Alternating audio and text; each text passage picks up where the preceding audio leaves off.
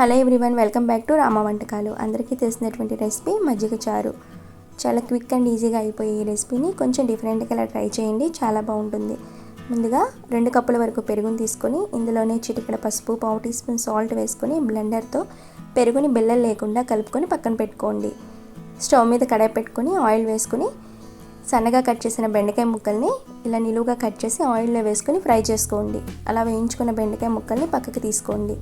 అదే ఆయిల్లో 1 table spoon శనగపప్పు, 1/2 టీ స్పూన్ మినపప్పు, ఆవాలు, జీలకర్ర, మెంతులు, ధనియాలు, 4 లేదా 5 వెల్లుల్లి రెమ్మలు, 2 ఎండుమిరపకాయల దాకా తుంచి వేసుకోండి. అలాగే చిటికెడు ఇంగువ, 3 పచ్చిమిరపకాయలను కూడా చీల్చి వేసుకోవాలి. ఒక పెద్ద ఉల్లిపాయ దాకా సన్నగా కట్ చేసి వేసుకోండి. ఇందులోనే 1 టేబుల్ స్పూన్ క్యారెట్ తురుము, 1/2 టీ స్పూన్ పసుపు, 1/2 టీ స్పూన్ సాల్ట్ వేసుకొని కొంచెం కరివేపాకు, కొత్తిమీరని కూడా వేసుకొని ఉల్లిపాయ ముక్కల్ని లో ఫ్లేమ్లో కలుపుతూ గోల్డెన్ బ్రౌన్ వచ్చేంత వరకు వేయించుకోవాలి. చూడండి, ఇలా గోల్డెన్ బ్రౌన్ కలర్ వచ్చేంత వరకు వేయించుకున్న ఉల్లిపాయల్లో ముందుగా వేయించుకున్న బెండకాయ ముక్కలు, 1/2 టీ స్పూన్ మిరియాల పొడి కూడా వేసుకొని ఒకసారి కలుపుకొని స్టవ్ ఆఫ్ చేసి ముందుగా కలుపుకున్న పెరుగు మిశ్రమాన్ని ఇందులో యాడ్ చేసుకోవాలి. చూడండి, ఇప్పుడు బౌల్లోకి తీసుకొని నిమ్మరసాన్ని యాడ్ చేసుకుంటే మనకి మజ్జిగ చారు అనేది రెడీ అయిపోతుంది.